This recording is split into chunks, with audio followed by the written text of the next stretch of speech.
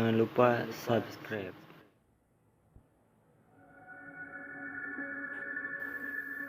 Assalamualaikum warahmatullahi wabarakatuh. Selamat malam buat kalian yang melihat atau mendengarkan video di channel ini. Seperti biasa, saya di sini akan menceritakan hal seram dan misteri.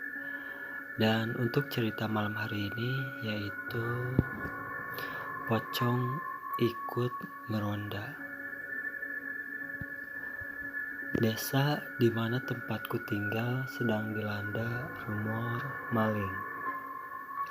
Malam hari menjadi sangat rawan karena pada jam segitulah biasanya maling beroperasi. Anehnya, maling tersebut selalu menjarah rumah yang saling berdekatan. Misalnya saja, malam ini rumah nomor 1 kemalingan, dan esoknya rumah nomor 2 yang selanjutnya menjadi target. Begitulah seterusnya.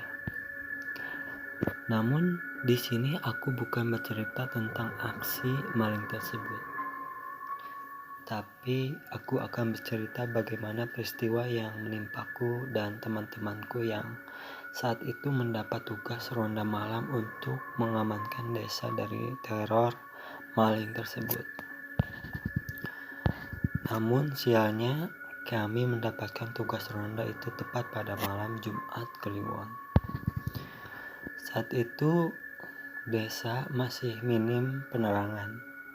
Maka tak heran jika aku dan teman-temanku sudah biasa main di tempat gelap hingga kami menganggap itu hal biasa. Tapi tidak setelah peristiwa ini.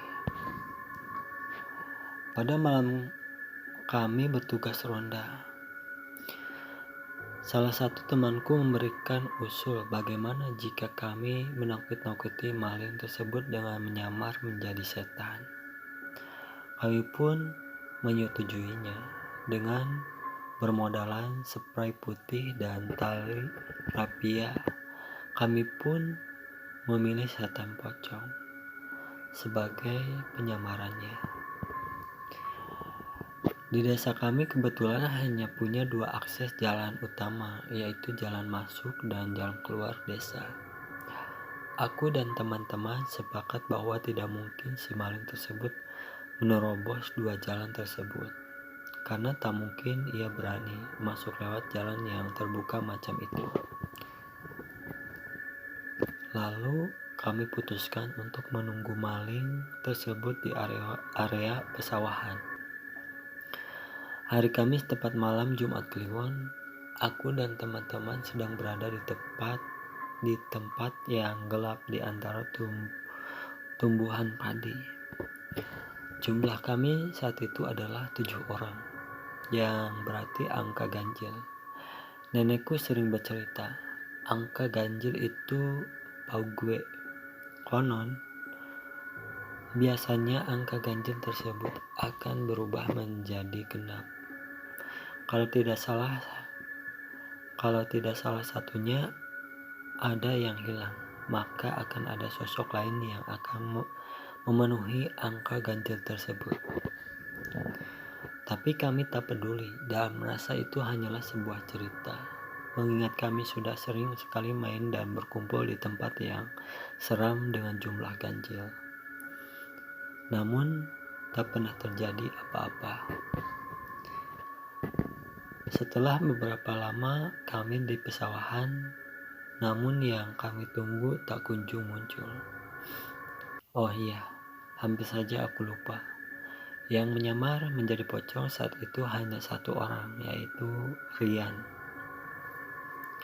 Kami melakukan hal itu agar saat malingnya nanti muncul, aku dan 5 temanku yang lain bisa langsung mengejarnya. Berhubungan kami keburu bosan karena tak ada orang mencurigakan yang muncul, kami pun akhirnya menyerah. Namun tepat di saat itu juga Rian dengan dandanan pocongnya mendadak tergagap. Dia bilang kalau ia baru saja melihat sesuatu di atas langit. Kami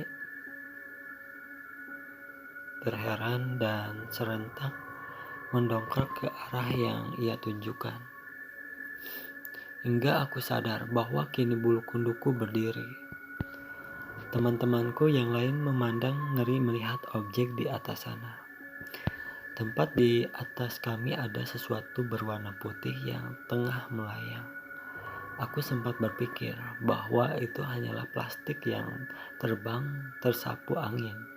Tapi seramnya benda tersebut tidak bergerak sedikit pun. Padahal angin sedang berhembus dengan kencang. Aku berharap itu adalah sesuatu lain dan bukan sosok menakutkan yang sempat melintas di pikiranku. Tapi bentuknya yang lonjong dan tinggi dengan bagian atas dan bawahnya terikat, tak mampu aku elakkan. Memang sih, sosok itu terlihat jauh di atas sana, tapi 200% aku yakin bentuknya memang seperti itu. Aku dan teman-teman yang lain mulai meringis. Ngeri serentak kami memutuskan untuk pergi dan pulang ke pos ronda.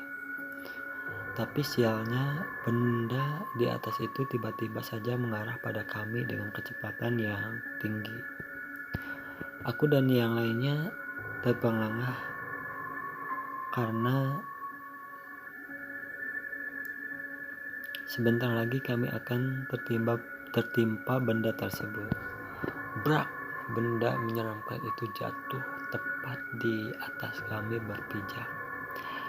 Entah sudah menubruk siapa, namun aku yakin betul kalau benda itu jatuh tepat di sampingku. Aku tak berani melihat dan tak tahu seperti apa wujud aslinya jika dilihat sedekat ini. Kami semua langsung panik, namun tubuhku tak mampu bergerak saking shocknya. Aku mendadak lumpuh dan tak bisa kemana-mana. Tapi untungnya salah satu temanku yang sangat itu mampu bergerak langsung meraih tanganku, membuat persendian tubuhku kembali normal. Aku pun akhirnya melakukan hal yang sama pada salah seorang yang ada di dekatku untuk membantunya berdiri dan berlari. Aku terus berlari tanpa menoleh ke belakang, hingga akhirnya aku dan yang lainnya sampai di pos ronda yang ada di tengah-tengah desa. Kami masa bodoh dengan apa yang terjadi barusan. Justru kami malah membuat lelucon tentang kejadian tadi dengan saling bertukar imajinasi. Tadi itu apa ya? Gue nggak lihat. Seperti itulah. Namun kami mendadak bisu, merasakan ada sesuatu yang janggal di pos ronda ini. Kata-kata lelucon kami barusan seperti hilang tertelan angin. Membuat kami diam berjemaah, kami kembali merasa merinding. Bukan karena gelapnya pos ronda ini, yang minim ini penerangan. Bukan juga karena kejadian kejatuhan sosok barusan, ataupun karena jumlah kami yang berkurang ataupun bertambah. Nyatanya kami masih bertujuh, benar-benar bertujuh. Tapi sosok yang memakai kain putih di sudut sana hanya terdiam di saat kami tertawa. Penerangan yang minim membuat kami tak sadar. Sosok yang duduk di pojok itu terbungkus kain putih, menutupi wajah yang lengkap dengan ikat tali putih di atas kepala dan bawah kakinya bawahnya. Jantungku berpacu cepat. Itu jelas bukan Rian yang menyamar, yaitu FOCONG, pocong. Itulah cerita untuk malam hari ini. Semoga kalian suka dengan cerita-cerita seram dan misteri di channel ini. Tinggalkan like, comment, share, dan subscribe. Dan jangan lupa juga nyalain loncengnya biar gak ketinggalan jika ada video. Assalamualaikum warahmatullahi wabarakatuh.